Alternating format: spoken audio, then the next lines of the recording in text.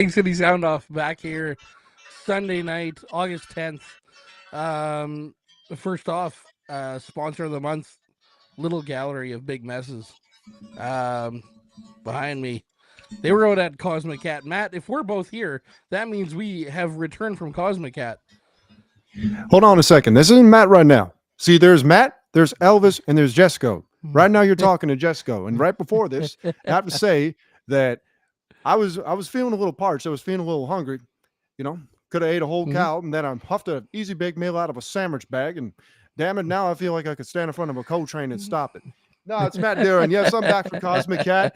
And moreover, I am back from West Virginia, and that's what we are here to talk about tonight. Absolutely. Let's get right to it. Quite the path to West Virginia you went. Winnipeg, Chicago, Pittsburgh, and then you drove in? Yeah, just give me 1 second. I'm just Sure. going to send out the link right here. Yeah, it's basically thank you to the Blue Waffle, aka United Airlines. We, just basically Winnipeg, Chicago, Pittsburgh, and then it's like an hour 45 drive.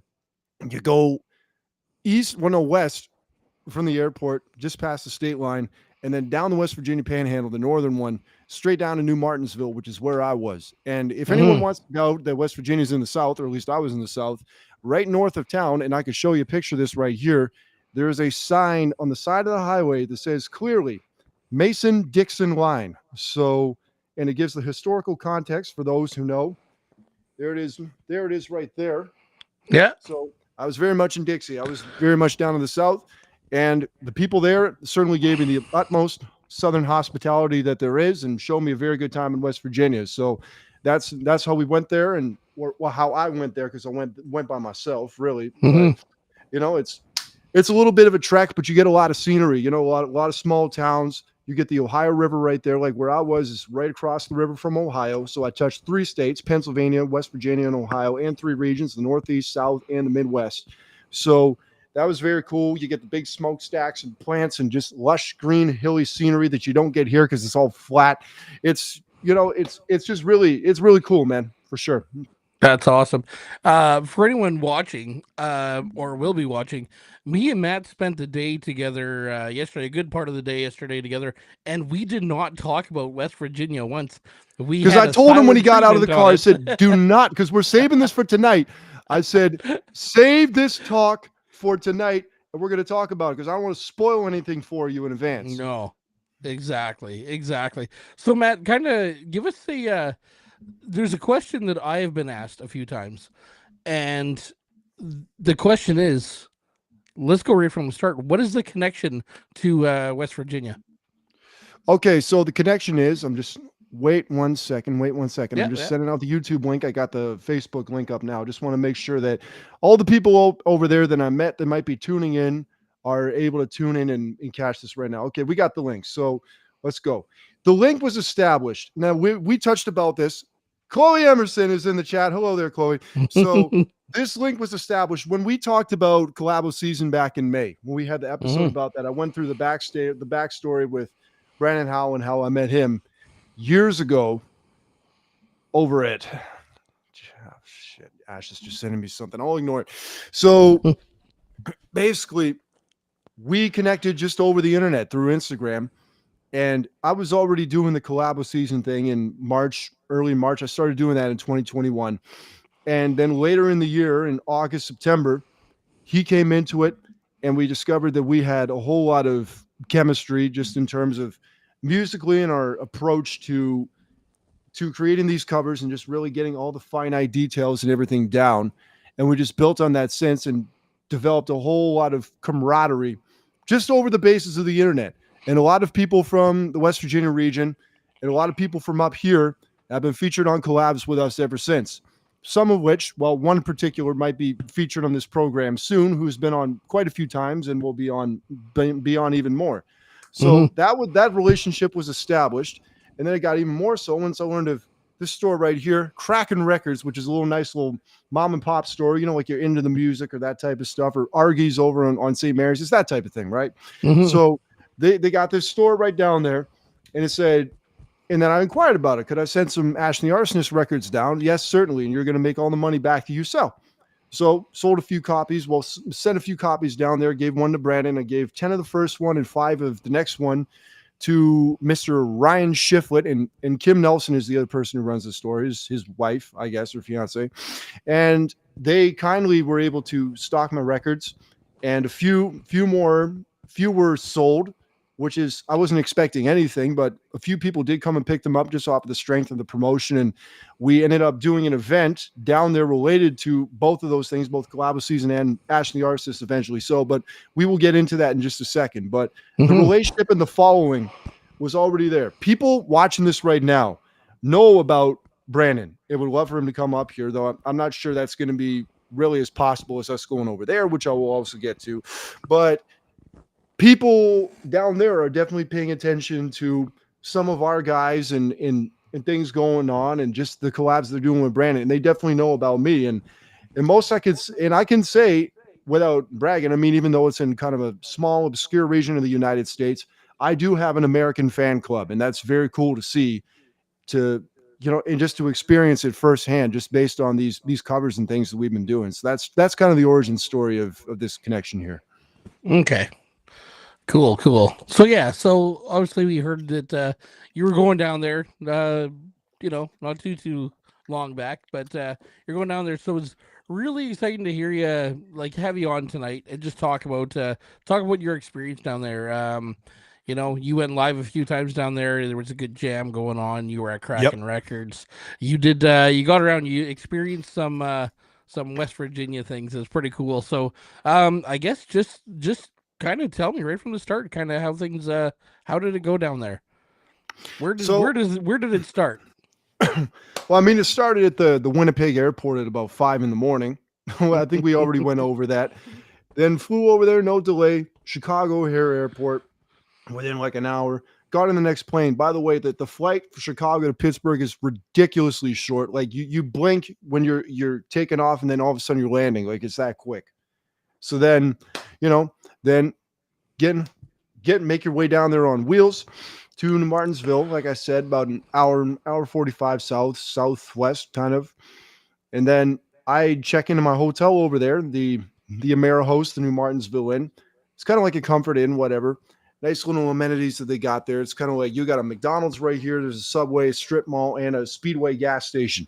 So that's all great. The only thing is, as affordable and as nice and sufficient as it was, pool and hot tub weren't working. I brought a bathing suit for nothing. I mean, the Ohio River was right behind me, but I don't really want to do that. The second thing is, the burning question that I'm sure a lot of regular Collabo Season viewers who've seen me before will have: what was the continental breakfast looking like? And did I have any moves that could potentially have me deported from the USA? No, I did not. No, on both counts. It was like Pop-Tarts and pastries and like oatmeal mixed cereal and bullshit like that up at the front desk. There's no designated area, and there certainly was no waffle machine. My hypothesis is CSIS, they got a tip from Canadian intelligence, said you have a documented waffle bandit coming into your state. And, we don't tolerate that down here. No. It's like vigilante justice. No man, any man who steals breakfast will be brought before the long arm of the law, whether through the public or just through the system, either or. And so they said, we're gonna cut him off of the pass before he even makes an attempt.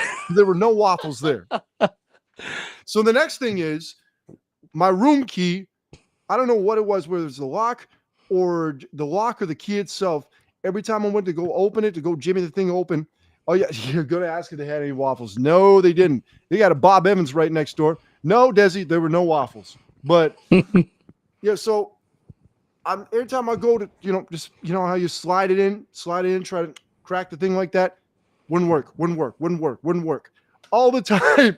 I couldn't get into my room, and I kept it was just like, come on. And just by a fluke, occasionally you get it. And then I just get so pissed off, especially like at the end of the day, like it's 11 o'clock, you're just trying to get in there, and then you just got to go to the phone down the hall, front desk, come and help me again, walk down to my room.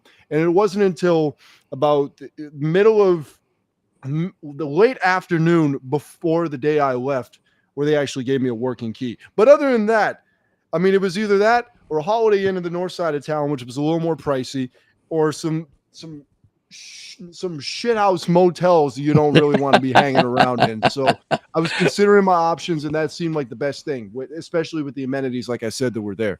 So I do that, and then I go over to Mr. Brandon Howell's house, who's actually down in Nashville doing some session country work for a guy who I was supposed to meet, but unfortunately did not get to do so. Ryan Ritchie. He's a country artist out of West Virginia, currently lives in Columbus, Ohio, but I digress. So you go down the road, you go down the bend over there, like this little bush area, take a off the road there. Here's his house. As soon as I'm pulling in the driveway, there he is, Mr. Brandon Howell. Come on in. Nice to meet you. Fist bump through the window. He got his garage right there where all the jamming and stuff is set up. And then there's a man cave to watch the Mountaineer games and all that stuff right there in the back.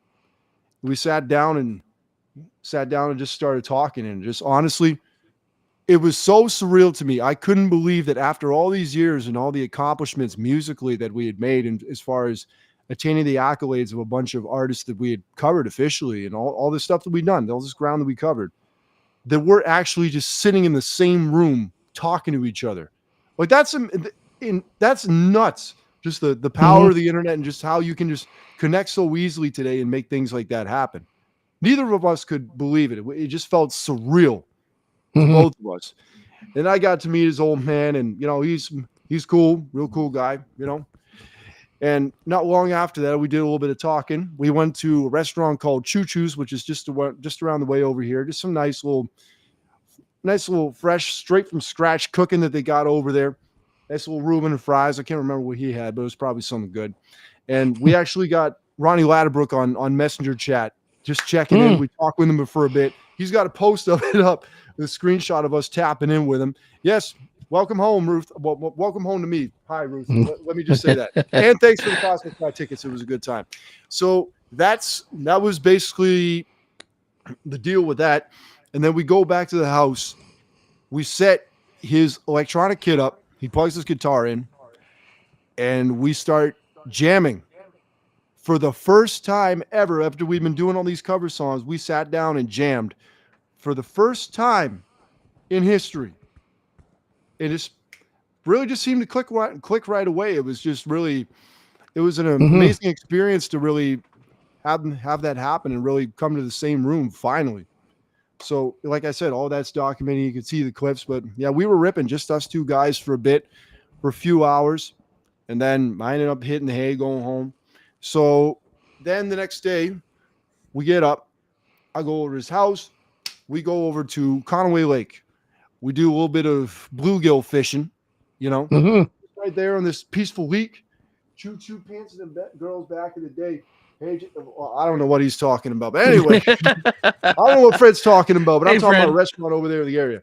So, yeah, so we go over there fishing, and I caught a few. Actually, I fished them that day, but it's very peaceful. There's no reception out there, which in that case is actually a good thing. It just allows you to detach and disconnect.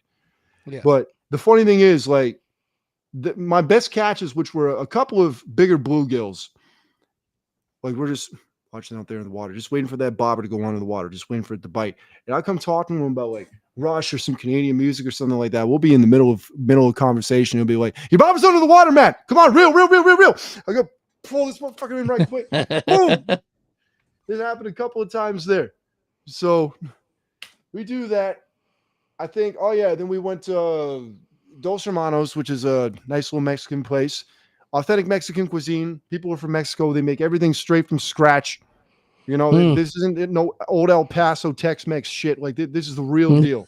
Really good stuff. I'd say it was my favorite restaurant that I went to in the area. So I did that. I go back to the hotel, and then later that night, we go up the road. There's a little city called Wheeling that when you drive down that number 2, you got to go through there. It's right there in the state line. Can the band stop messaging me while I'm on here? Fuck. Anyway, so we go up to Wheeling to meet a man by the name of Dr. Dick Reinkars. And his connection is he's Brandon's doctor. I think his pulmonary doctor. I think that's his field of discipline. So we go to his house. And as it turns out, the man is a Kiss enthusiast. and happens to have connections with Gene Simmons. Has known him before. I guess you could say he's a friend of his. And so we went to his house, met the man. Very nice family, Susie as well.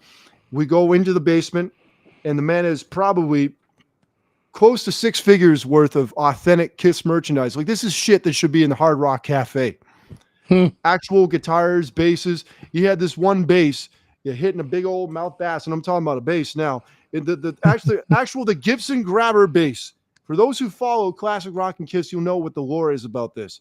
The actual Grabber bass that was played on the 1975 Kiss Alive tour. He had that in his house, just sitting there, and Unreal. along with a whole bunch of other merchandise that he gypped off the band, including, now this goes back a few years. We did a few covers of Hmm. Kiss songs because Brandon's a huge Kiss fan. Okay. And sorry, on this one tour, I think it was one tour before that. It was on like a Kiss cruise. Their final tour, Brandon actually got to meet them, but that's something else. And I think he was probably talking about collabo with a couple of them. But Dr. Dick went on this one particular tour, this show or something, talked to Eric Singer and maybe Tommy Thayer as well, but Eric Singer, who was the most recent drummer as well, Hmm. and told him about collabo season and all this stuff. And said, could you sign this snare drum for us? And so there's a picture that you see on my Facebook right now of me sitting next to it. And there was a picture of Dr. Dick and Eric Singer with the actual snare head at the backstage of the concert from years ago that I could pull up. And it says, hey, congratulations, collabo season, Matt D, Brandon H, Kiss, End of the Road Tour, Eric Singer. Has it right there. And I got to take a little picture of that and see that snare drum for myself. I asked Dr. Dick, can I at least take the head back? He said, nah, this merchandise is priceless to me. I want to keep this. Fair enough, but the evidence exists that it was there. Actually, I had posted all of this up, and he said, yeah, go ahead and post it. And then later he's like, you know what? That might be a bit of a break-in risk with all that stuff tied to my name. Just take all that other stuff down. Just have yourself with me and the snare head. The rest of that stuff, like, I don't want anybody getting any bad ideas, because that shit is just like, people would kill for that type of merchandise. You know what I mean? Like Absolutely. several tens of thousands of dollars at least. But yeah, that was cool. So we ended up driving back. And then Wednesday morning, what did we do? Oh yeah, so went out, did a little bit of aiming, a little bit of shooting. That was back out of Conway. They took me out there, out to their range over there. Once again, it's real peaceful. That first video that you see there, Brandon Kent could not stop showing this to people because he just thought it was so hilarious. He had this big old black Ruger Red Hawk 44 with the scope. They called it the man gun, and they're not kidding either. Like, his dad was firing that thing, you could be standing back 6-7 feet, and you feel that shit like a bomb went off. That's how powerful it was. It didn't feel like this, but this one, you see me holding it in my hands, and I go, boom, and it just kicks. I'm like, whoa! I couldn't believe kicking that thing. So I just take a couple shots right there. We're also doing a little bit of clay shooting and all that stuff. So that was fun firepower. I waited till I was home because, on the off chance, even though I didn't have this happen, like the off chance when I land and customs says, hey, can we look at your phone?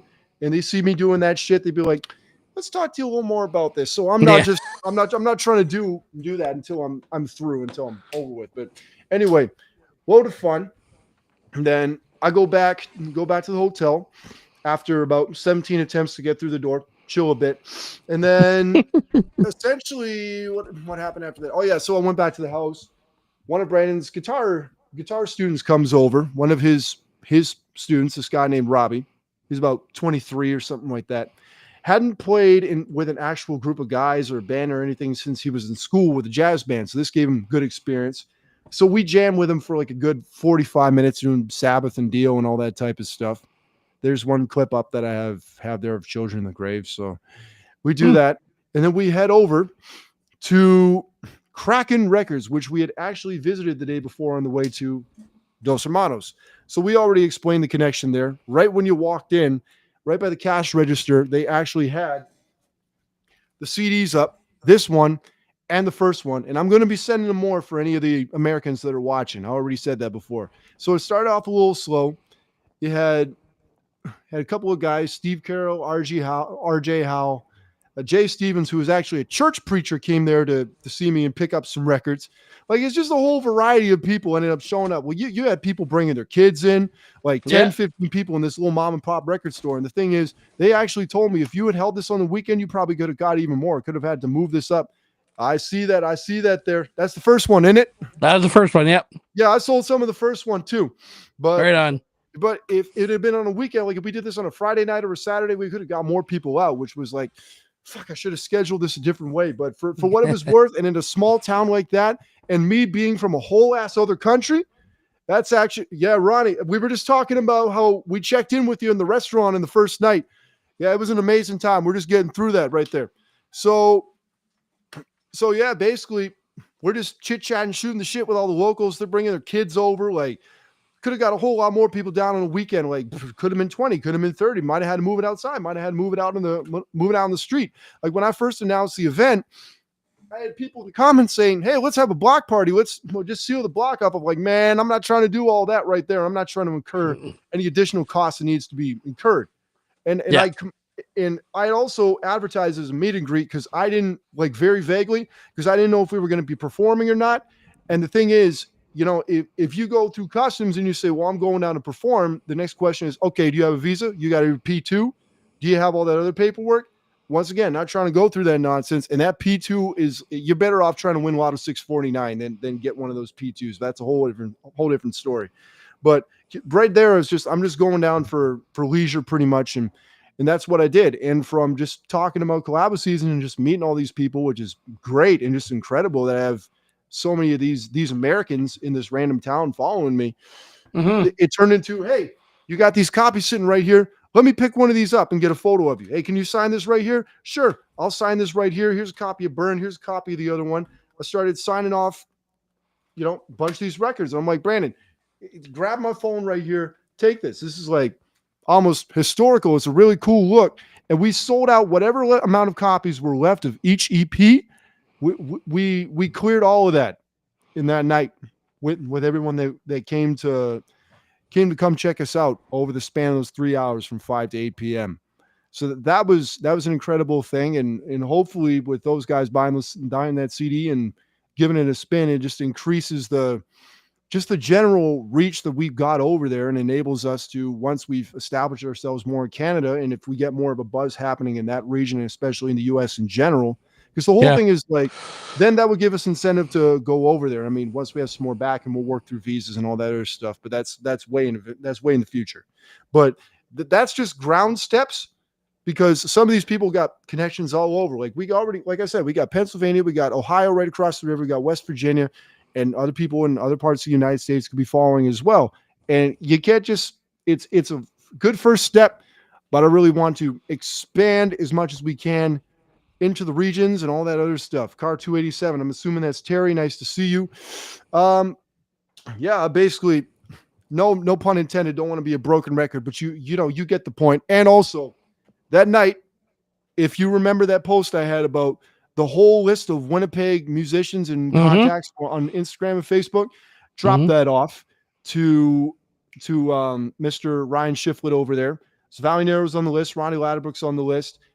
Car 287, Terry, I believe you're on the list. There's a whole bunch of people on the list. If anybody wants me to make a whole post of everybody that was on that list so they could reach out to Ryan and potentially get some distribution out of that shop, because like I said, you make back whatever you sell. Just go ahead and let me know and I can do that. Otherwise, just reach out to Ryan and we'll see what we can do. But I'm going to be sending him 5 of each EP, and that's basically the deal there. So then Thursday, and then we'll get into some more questions. We're almost there. So I'm trying to think what we did Thursday morning. Well, I slept in. I know that much, because I've been going kind of hardball over the last couple of days there. I'm trying to remember. Yeah. All I remember. Oh, yeah. I know what we did. So we went down. We actually ended up meeting a couple of Brandon's relatives. So if New Martinsville is right here, it goes another couple of small towns just down the road, Paden City and Sistersville. We didn't get to Sistersville, and I heard there's not really a lot there anyway. But Paden City is where Brandon actually grew up. So we got to see his grandmom's house. Scott Bowers, who's a great key guy. He was in a band with Brandon called Days Later. His house is like right there in the main drag, right by where Brandon grew up.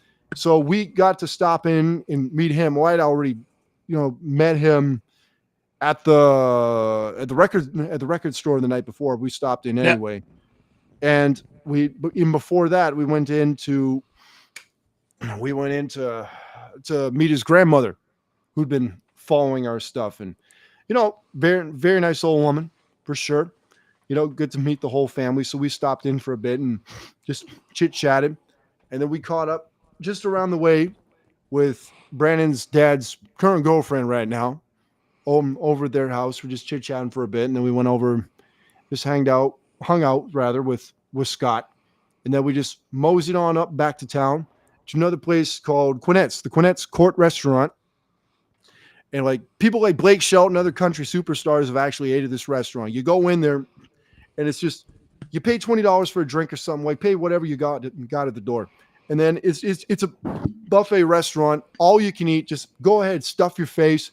Yep, Scott Bowers, the van. Scott Bowers himself is right there in the chat, and what he means by that is he has a basketball court right next to his house. I don't know if he owns it, but it's public. Anybody can go in there and do what they do. It took me like 15 attempts to actually put a rock into a hole, but it's all good. And if anyone wants to join me, we'll get into that too. This might be a nice little place to crash because you got a hot tub, a gazebo, you got a pool right there. There's a Domino's Pizza right next to his house, a gas station for any other type of convenience. I'm not trying to load all that stuff on, Scott, but you know what I'm saying? Like, it's a cool little place. And I'm sure these people will want to meet you if I bring them down. So anyway, and don't even get me started on the song Crazy Bastard. That's from the Days Later days. But that was the whole deal right there. What else? Yeah, we do that. And then once again, I go hanging back at the house, the hotel. Finally, they get my key to work. So I'm just chilling in there for a bit. And then I head over to the Brandon's house. And then we have the big jam that everybody was tuning in on for 3 hours straight on Facebook. It was myself, of course, Brandon Howell, Jamie Howell, who is not only is he Brandon Howell's cousin, he is actually a Winnipeg Jets fan, which you wouldn't believe that they actually exist in that region because the closest team that you got is the Pittsburgh Penguins. But this guy's a Jets fan. So I bought him a shirt out of the Jets store. What the hell? Why not? He already paid for it. It's all good. And then right after that, you got Tammy Whitlatch, who Brandon plays with in a country band called Tammy Joe and Iron Horse, and also in a little duo thing called Outlaw Rhythm. Great voice, great talent. So, and there's RJ right there in the chat. I saw him at the store too. It's great seeing you when you were here. I have to make sure to see you again when you come in next time. Absolutely. We're going to make that happen. And yes, sir. Yes, sir. Yes, sir. So yeah, we just went jamming a whole bunch of songs. I saw you in the chat talk about, hey, play Persephone. Play Persephone by Valerie Narrow. We Burn. See, I'll play the Burn. I mean, Persephone. I mean, we had just did a gig right before I left, so I mean, maybe that was a little fresh. But that doesn't mean the rest of these guys are necessarily privy to Valerie Narrow. Although, after I drop that list off, they might be. All you got to do is just shoot some records down there and see how they're feeling about it. There you go. But that's the deal, man. We just ripped tunes for like 3 hours straight, pretty much. I'm amazed the signal didn't break because it's rural and all this type of stuff. And Brandon's internet tends to go out quite a bit from either weather or people just ramming into poles around the region. That happens, and you do tend to see a lot of roadkill around there, which is wild and wonderful. It's not surprising, but that's basically the deal. And we played, I think, because my phone was about to run out, we played one more song right after that. I think we did Tumbling Dice by the Stones. We did that, cool. And then called it a night, and then just got out of there. I went back to the hotel, and I actually drove up the road, caught that picture of the Mason-Dixon line sign that I showed you earlier because I wanted to get a little bit of that. And what I do? Oh yeah, and the night before it also, just went to a little dive in the area. Something else I wanted to do. That Thursday morning, I drove across the river to Ohio just to say that I was there. Caught some nice little views. I just posted that up. So anyway, we get to Friday, the day that I'm scheduled to get the hell out of there, get the hell on, pretty much. So I wake up, start packing, gathering my bearings. I go up the street, go get a little Burger King, all this type of stuff, and then basically from that point, it's I'm done. I done what I came to do. Said goodbye to who I need to say goodbye to, and then it's right off to the airport again, essentially, and just checked in through. Okay, Pittsburgh, off to Chicago. I got 3 hours this time. I walked the whole entirety of O'Hare, excluding Terminal 5, which anyone who's been there, it's like over this side of the tarmac. Everything else in that huge ass, hectic airport was walking there for hours. Got myself a little deep dish, got on the plane, which was at the exact same gate I came in at. I get back to Winnipeg on Friday night, like about 10:30 or something, through customs, no problem. Boom, in the taxi and home. And then I woke up just yesterday morning. I head out to Cosmic Cat Festival. I see you because you were camping. We're not camping, but you were like parked right next to me. I see Yeah. you and a whole bunch of other lovely people. We still made it through the rain, and boy did it piss. Even Fall Jam was getting pissed out. Everything. And so the Yeah. Haleys played right at the end, and it just started because they moved it all Oh, inside. Nobody yeah. could even leave yet because it was just a monsoon outside. Yeah. And then finally it subsided. And then we wake up this morning. I take Jen and Justine back to town, and then I just go out to Fall Jam Rockfest after chilling in the house for a bit, and then I come back here. So that's basically the deal. That's your week. That has been my Yeah, week. a Not very to mention, like I eventful said, week. I was in and out from the cabin and played a show with you guys Yeah. before that. So Right. That was Saturday. Last Saturday. Last yeah. Saturday. Yeah, last Saturday. What a night! That was a good night.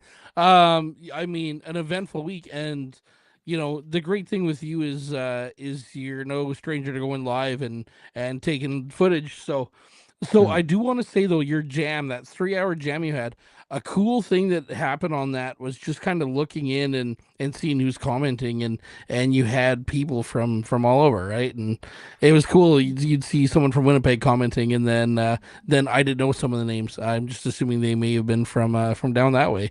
But But there were some people because I got a bunch of those people on my Facebook as well, so I know mhm. who's who. So I can say with confidence that throughout the duration of that jam, we touched 2 states and 2 provinces.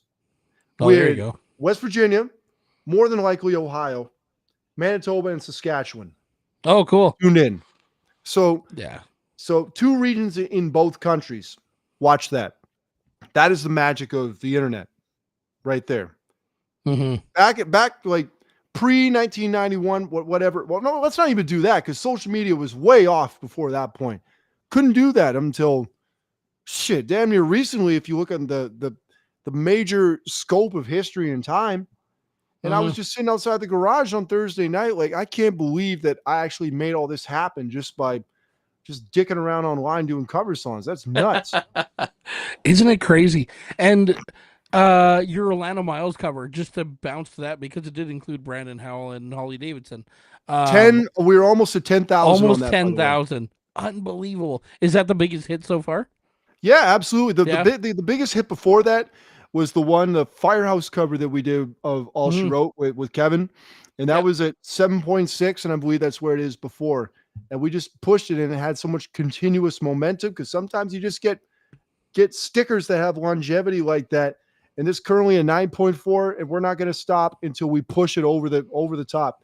Gonna get to And 10. that's diamond certification right there. I know it's a million to get diamond, but for me, like I go by thousands. So Yeah. 1,000 is platinum. I guess you could say 500 is gold. I'm not really counting that, but like 10,000, that'd be diamond status for me. 5 figures is something I haven't reached so far in terms of view Hmm. count, at least not without like boosting a post or something like that. So that'd be quite a milestone. All you got to do is just keep sharing it, keep viewing it, and we will definitely get there. Awesome.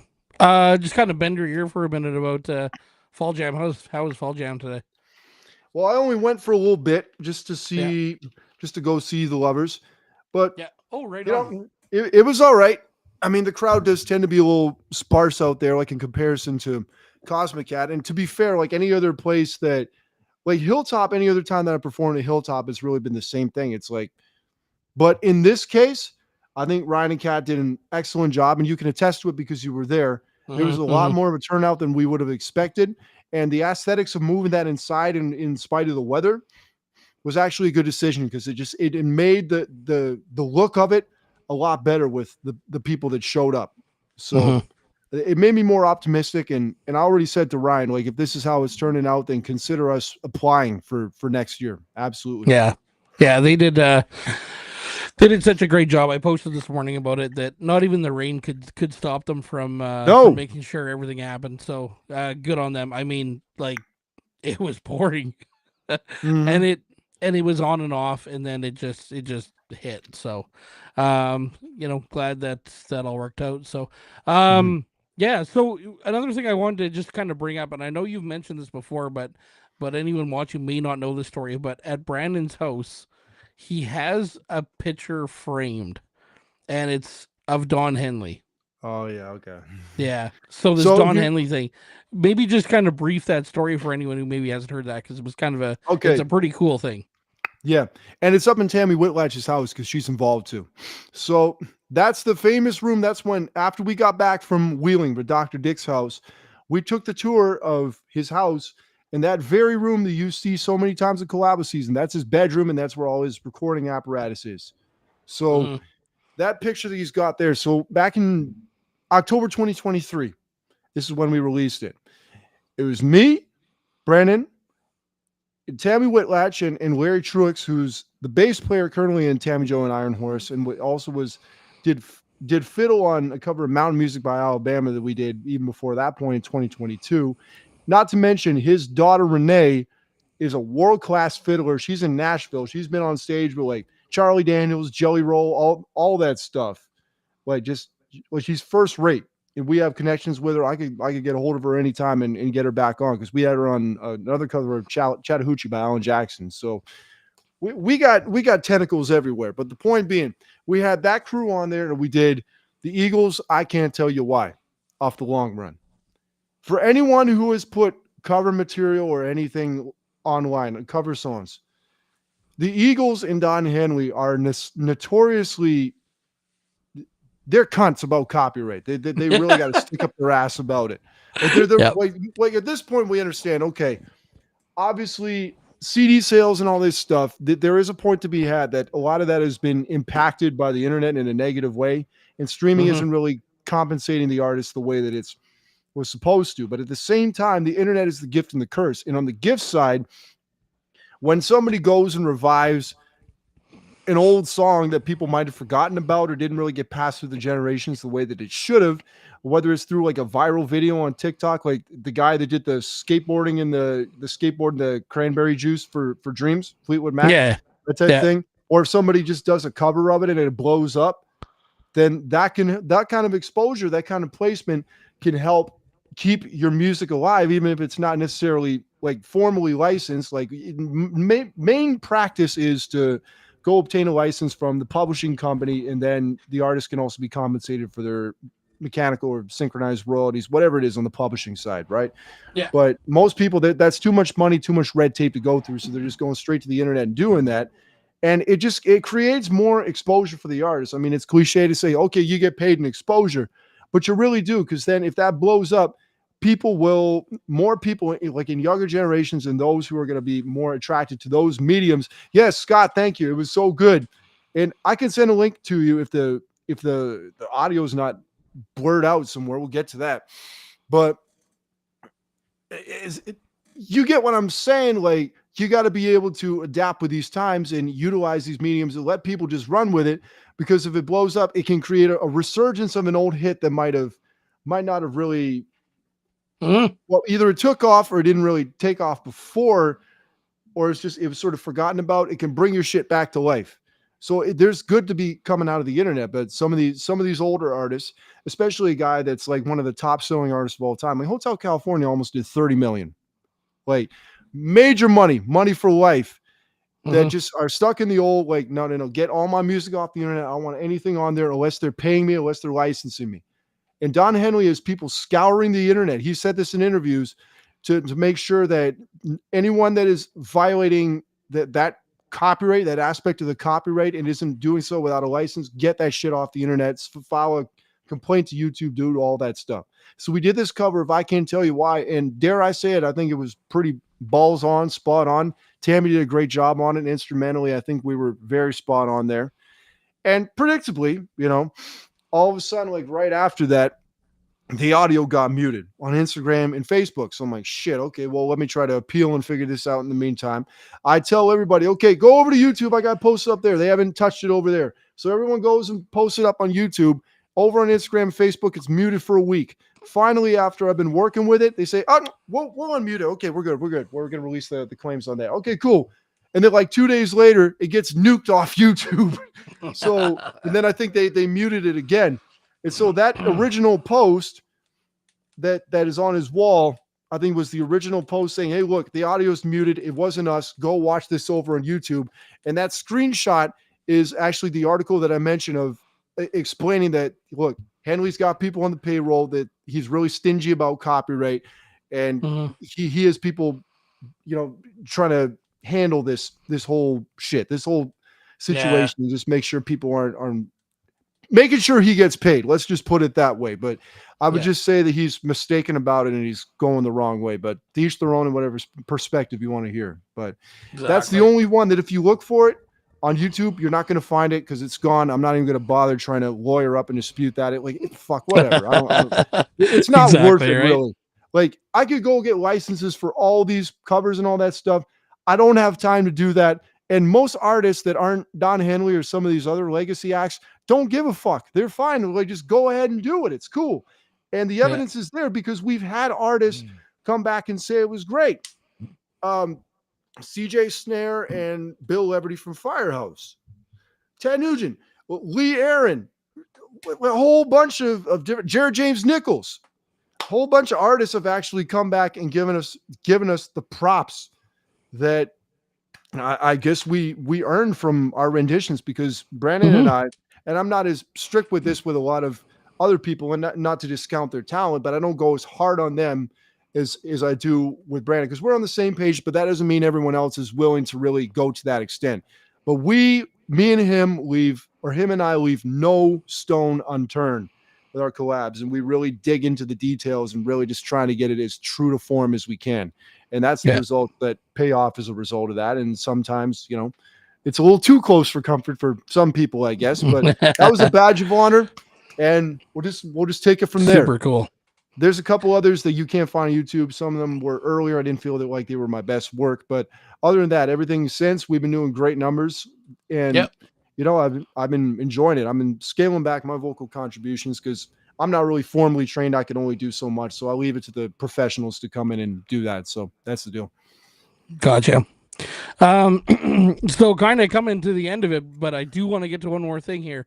And the question at the end of it is, are you going to go back? And who's going with you? Okay. So now when I came home, I said, if I come back, I'm yada, yada, yada. And Brandon's like, look, it's not a question of if, it's when. Everybody comes back to West Virginia. And I must say, I do intend to come back. Ideally, I would make this a yearly tradition. And I am taking applications seriously. Anybody who's watching this, who's interested in joining me, particularly people from the Winnipeg music scene who've been in some of the collabs with Brandon and I, or have been following along, really want to meet the guy and just want to go on a nice little retreat with some extra scenery and just a real quaint, different way of life.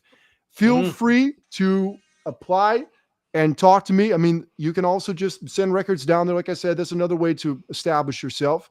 And trust me, let me just say one thing before I continue, because I don't want to get political, but some people might be concerned about this just as Canadians right now. Yeah. As a Canadian, I never had any issue down there. This is a solid Republican state, but besides the point, everybody was fine. Everybody was real cool to me. Even when the fact that I was from Canada was brought up, they didn't care. I really had no issue. So if that's a concern to you with everything happening right now, don't be worried. You're going to be fine. And you got good company. You're with me. You're with Brandon, and we already got a bunch of people that are following the collab, so that's fine. But I am definitely the application line is definitely open. Serious inquiries only, because we can't we would have to start planning this soon, and I can't have anybody that's half in the bag bullshitting and wasting time and money, right? But Yeah. you just main thing is, and there's other qualifications, of course, of heading over there. But the main thing is, if you don't have your passport or you haven't checked in your passport for a while, either get one or renew that sucker. Because if you don't have it renewed, if it's expired or it's within like 6 months of expiry, you're going to have trouble getting in and getting out. Well, actually, there's no getting in, period, if that's the case. But just make sure that you got your crossing the border documents up to date. And everything else, other details, just we'll talk about that if you're seriously interested. But there's a few people that I would definitely like to extend the invitation to, whether they feel compelled to come or not. I mean, Rusty is one. Um, I heard, well, Jen definitely talked about wanting to go over the course of this weekend. Connor Jackson from Sky Raid with somebody else. Ronnie Ladderbrook, I know he would probably much rather take his kid to Disneyland, do something like that, which, as a father, that's totally commendable. But Brandon would love to come jam with him. I think we'd have some wicked guitar things going on there. Kevin's way off, and he's already in the United States. So, I mean, it's a little easier for him to get there.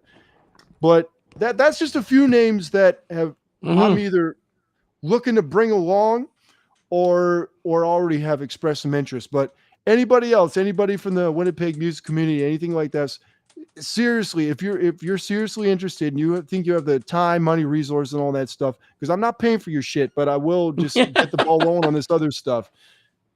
Hop on my DMs and let's talk and arrange some stuff and let's see what we can do. Because the next time around, I mean, it was cool going by myself just to be the guinea pig and just see where things are at down there, just check the temperature. But I definitely would like to bring some cronies down there, because then not only it's not just myself, we can really start expanding the relationship in the area with the guys down there and the guys up here, and just start having like a sort of a mutual music community shindig going on, if you will. And the Kraken Records event could be even bigger. I could even stay like a week instead of 5 days, just depending on logistically what works. And, I would say that I would like to have at least 3 or 4 people minimum joining me, because I think if it's any less than that, it wouldn't necessarily make sense to bring people along. I'd probably just go by myself again. But I would like to have some people joining me for sure next time, ideally. If I don't, I don't. But that's just what I'm thinking. And Brandon and the rest of those guys they definitely be up for that too. So that's the deal with that. Awesome. So so there you have it. The U.S. ambassador of Winnipeg Music, Matt Derraugh, has gone to West Virginia. He is back now. Now, anyone watching, I'm actually pointing the finger at you, Terry, Car287. You guys got an album dropping September 20th, I believe. I highly recommend that maybe try and get some of your stuff down there. I know you're doing vinyl. I don't know if I should have said that. But anyway, I know you're doing They do stuff. vinyl. These guys do vinyl too. Oh, no, I don't know if Terry wants people to know if he's doing vinyl. Get your stuff down to Kraken Records, and anyone else, Ronnie, I'm sure you got your stuff coming out soon. There's so many bands releasing music. Yep, there you go, Car287. There's so many Winnipeg bands releasing music in the next year, I would say. I mean, there's Matt's kind of started the connection down there, so let's all give him a hand and maybe send some of the stuff down there too, and then get some people down there. I mean, I would love to see Ronnie Ladderbrook, Brandon Howell, Matt Derraugh, Rusty Shackelford. I'd love to see a jam of that. Oh my Lord! Can you even oh imagine my goodness. that? It'll blow the roof off. I don't know in what possibility we could make that happen, but I think definitely if I was able to get that crew down there, that would be nuts. That would be world changing, I think. But yeah, definitely a lot of things going on Winnipeg wise. Like I said, Ash and the Arsonist, we're in the middle of making a whole new record, which I'll be sending a few copies down there when we're done. But in the meantime, like I said, we're going to send 5 of the next EP down there and just see how that does. But everyone else, definitely get a hold of Ryan Shiflett over there at Kraken. DM me for more information, or just look at this shirt right here, Kraken Records, New Martinsville, West Virginia. And let me plug, since we already plugged a couple of Winnipeg bands down there, like I said, Tammy Joe and Iron Horse, that's one band down there. old school country is sort of the flavor of the month down there at the moment, like 80s, 90s. So Cool. your old Vince Gill, Mark Chestnut, Reba McEntire, all that type stuff. Yeah. But besides that point, you also got some rock bands. There's Mars Alley is one, Lost in the Moment is the other, like T.G. Gray and Bill McIver and a couple other guys there that are in those bands. Days Later was the band that Brandon was in. I was trying to find the hat that Scott gave me of that band from his house while I was there, but I couldn't find it, so I just figured this would be pretty fitting as well. But Yeah. those are the few bands that I can think of. If anyone else is in the chat from West Virginia still watching, feel free to put me on to more of artists that are going on in the Valley. Also, like I said, Ryan Ritchie, who now is in Ohio, that's another one. I could just name people that also met or just generally have been on the collabs before. I might have mentioned them before. So Craig Surface, Barb Cecil Birkenheimer. She was in Days Later as well. Tammy Whitlatch, like I said, Larry Truex, Renee Truex, even though she was from Moundsville, West Virginia, but lives in Nashville now. Okay. There's Chuck LeMasters is another guy there.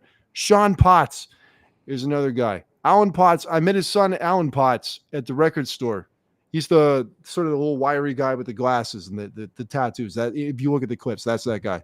But there's a great deal of different artists that are in that area that if you're in Winnipeg, you should definitely be checking in on. I recommend, like I've told people right now, anybody who's watching this program from West Virginia down in the Ohio Valley, keep up and see what we're doing over here.